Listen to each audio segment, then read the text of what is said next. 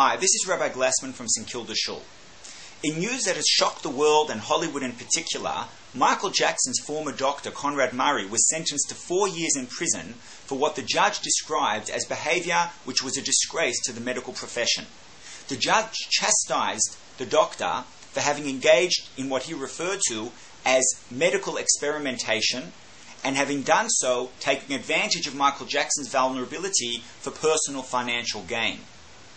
Do you think that this sentence is justified, or perhaps a little heavy-handed?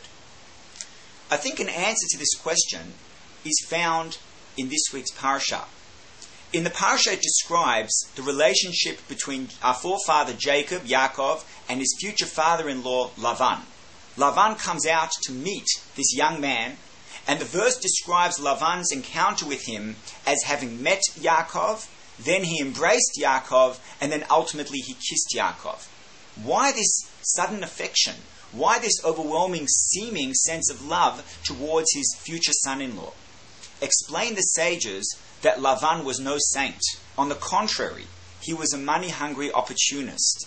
He thought to himself, Yaakov must be loaded with cash, because everyone knew that Yaakov's father Isaac was the sole beneficiary of his father Abraham's wealth, and Abraham was an exceptionally wealthy individual. So Lavan looks at Yaakov and he meets him. He sees him from a distance and says, well, I don't see his wallet. Therefore he embraces him, saying perhaps he's holding his money in a girdle that is tucked around his belly or his tummy.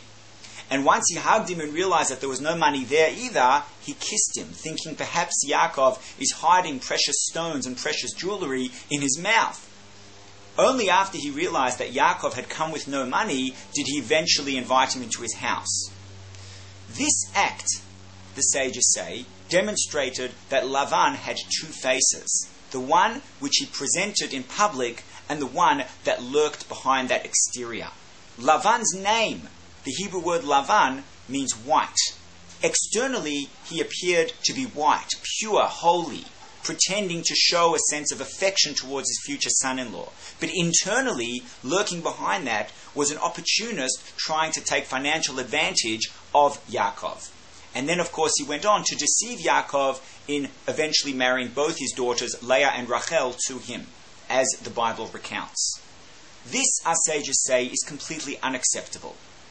Try to be who we are in public as we are in private.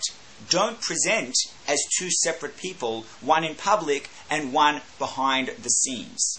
This was Lavan's mistake.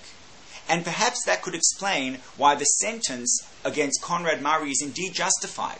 Because Mr. Murray was in a position of influence. He was a doctor.